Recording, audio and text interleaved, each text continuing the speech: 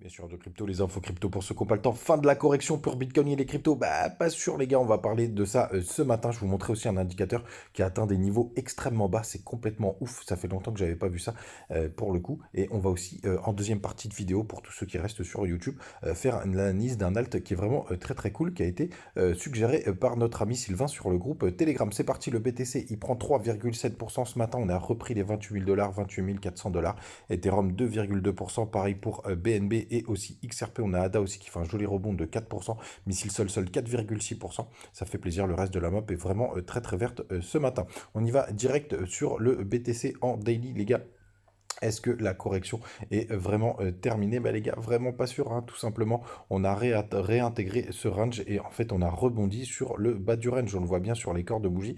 Et quand on trace le Fibo de toute cette petite chute juste là, on est pour l'instant en train de rebondir au 0,236, au 0,382, pardon. C'est vraiment chirurgical. Donc c'est vraiment la zone où il peut y avoir aussi la fin du rebond.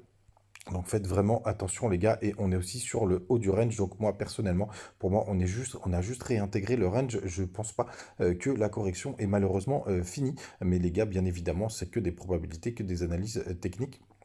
Ça nous donne en aucun cas des sûretés à 100%. Aussi, je pense que c'est pas terminé parce qu'on s'est un peu arrêté au milieu de nulle part sur les Fibo, hein. Vous voyez, il y a les 0,382 au 26 668 dollars. J'aurais bien aimé qu'on aille chercher vraiment ce bas de range.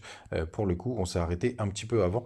Donc, je suis pas très très serein avec ce rebond, qu'on se le dise du côté du long short ratio. Ce qui est vrai, la bonne nouvelle, parce que bien évidemment, il faut rester le plus neutre possible, c'est qu'on a énormément de shorters qui sont rentrés sur ce mouvement, qui ne croyaient pas trop à ce mouvement. D'ailleurs, il est possible que j'aurais fait à peu près la même chose. On est toujours à 57% de personnes qui sont en longue, donc il faut encore nettoyer un petit peu. Mais vous voyez d'ailleurs, tiens, les shorters recommencent. Les longueurs, pardon, recommencent à réapparaître ce matin. Les open interest recommencent à monter. Ce qu'il faut regarder, bien évidemment, les gars, comme d'habitude, c'est le spot. Est-ce que on a beaucoup d'achats spot? C'est ça qu'il faut voir. Et pour autant, les gars, les fundings sont négatifs. Ça aussi, c'est plutôt une bonne nouvelle. Donc, est-ce que la correction est finie? Bien entendu, je serais très content si c'est le cas, même si j'y crois pas trop du côté du dollar. Et c'est pour ça aussi que pour l'instant, je préfère rester prudent. Tout simplement, on est vraiment en train de stabiliser sur les 101 points, juste un peu juste en dessous des 102 points pour le coup. Donc il n'y a pas vraiment de correction du côté du dollar, et c'est pour ça aussi que je pense pour ma part qu'il faut rester serein. Et surtout, ce rebond, il est surtout pas mal alimenté par les bons chiffres du côté de Microsoft et aussi de Google. Alphabet, c'est Google, hein, justement, avec un chiffre d'affaires supérieur au consensus, avec justement une banque, la First Republic Bank, qui s'écroule, qui a perdu 40%. Ça me fait toujours marrer quand on dit que le BTC, c'est volatile et dangereux. Et pour le coup, les gars, ça aussi, ça permet de dire qu'on risque d'avoir des nouvelles injections de liquidités. Et ça, c'est vraiment très très bon. On continue la vidéo du côté de YouTube. Et salut les TikTokers.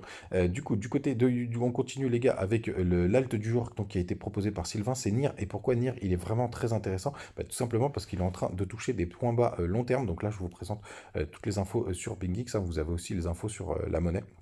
N'hésitez pas, je vous laisserai le lien. Et pour le coup, ce qui est vraiment très intéressant, c'est qu'on a déjà retesté ce petit haut de canal qui a tenu. Alors évidemment, si on a une correction du BTC, on pourra aller bien plus bas, mais c'est vrai que la projection long terme est vraiment très intéressante. On va voir bien évidemment si ça tient. On a eu un petit bear flag là qui s'est formé. La target, c'est vraiment une nouvelle fois d'aller retester ce haut de range. Pour le coup, moi j'ai mis un ordre vers les 1,60 1,60 et des brouettes de mémoire. Si jamais on va les toucher, ça reste une très très bonne zone long terme. Et aussi quand on va sur les infos sur la monnaie, et ça c'est vraiment très très cool les gars. C'est pour ça que j'aime bien vous le partager désormais. On va aller regarder où est-ce qu'on est la tokenomics. Tout simplement, et déjà il y a un x10 à aller chercher par rapport à la TH. C'est un projet aussi qui est plutôt long terme. Et surtout les gars, la tokenomics, regardez ça. Il y a 90%, 89% de la supply qui est déjà disponible. Ça veut dire vraiment qu'on n'aura aucune inflation du côté du token pour le coup, puisque ça y est, on a atteint le max de supply. Et c'est pour ça que NIR, il est vraiment très intéressant. Je voulais le partager avec vous, bien évidemment. Et si le projet continue de dérouler ce qu'il doit dérouler, mais c'est vrai que je trouve vraiment cette charte très intéressante, et ça fait partie d'une de mes targets. Je vous le disais, il y en a deux que je veux recharger. Le deuxième, on en parlera demain, mais il y a celui-ci qui est vraiment très intéressant. Voilà les gars, vous savez tout. N'hésitez pas à mettre vos alts en commentaire. N'hésitez pas à nous rejoindre sur le Telegram si vous le souhaitez discuter avec nous. Et comme d'habitude, on se retrouve demain. Ciao.